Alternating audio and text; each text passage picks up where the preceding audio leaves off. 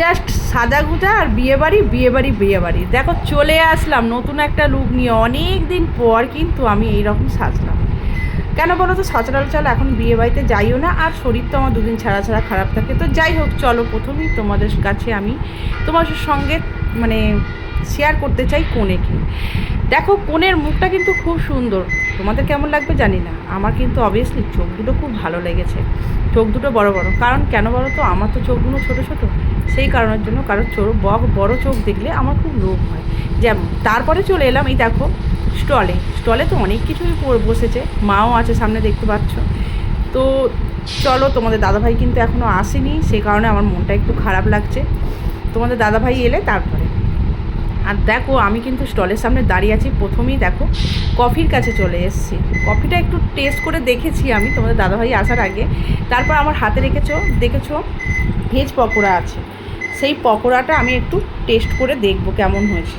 কিন্তু পকোড়াটা টেস্ট করে দেখলাম খুব খারাপ না, মোটামুটি ভালোই আছে, ভেজ পকোড়া যেমন হয়। তারপরেই আছে ফুচকা, আর ওইদিকে আছে দই ফুচকা। প্রথমে দেখো আমি তো ফুচকাও তো খাই না, ফুচকাটা আমি এড়িয়ে চলে গেলাম, ওইদিকে যাচ্ছি।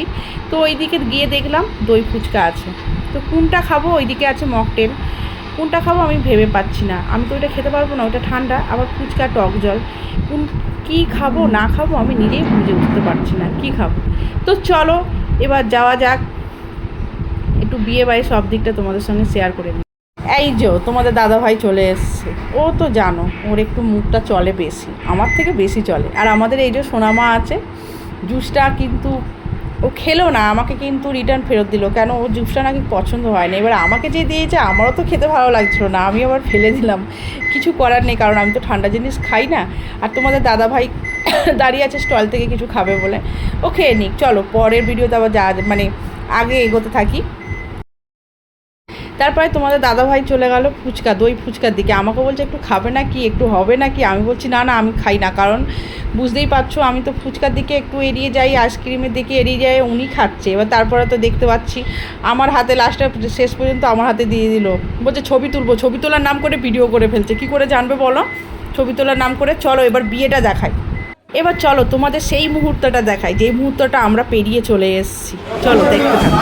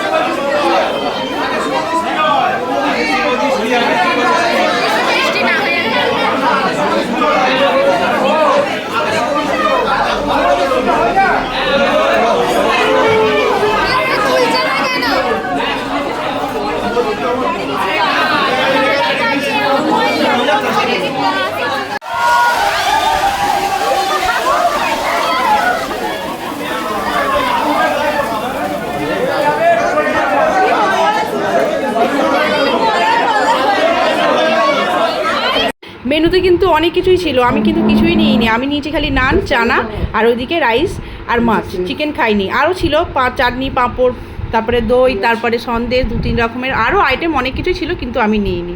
কারণ বুঝতেই পারছো রাত্রির হয়েছে, শরীরটাকে ভালো নয়, তারপরে কোথায় গ্যাস অম্বল হবে, এইটুকু খেয়েই চলো রওনা দিতে হবে। চলো তোমাদের এবার নিচের দিকে গিয়ে আমি দেখাবো কি হচ্ছে। ডিনার না শেষ করতে করতে নিচে এসে দেখি একটা খুব সুন্দর রোমাঞ্চকর জিনিস দেখলাম। বর কনে নাচতে শুরু করে দিয়েছে। সত্যি এটা খুব সুন্দর, খুব ভালো লাগে। আমার তো খুব ভালো লাগলো, আমার নিজেরই মনে হচ্ছে একটু গিয়ে ডান্স করে আসি, কিন্তু আমি তো নিরুপায়, বুঝতেই পারছো আমার শরীর অসুস্থ, তাই জন্য করতে পারিনি। তো যাই হোক, চলো আর ভিডিওটা বেশি দূরে এগাবো না, এবার আমাদের বাড়ির দিকে রওনা দিতে হবে। আর এই যে পুচকি সোনামা, ও তো নাচার জন্য একদম এক্সপার্ট। চলো টাটা।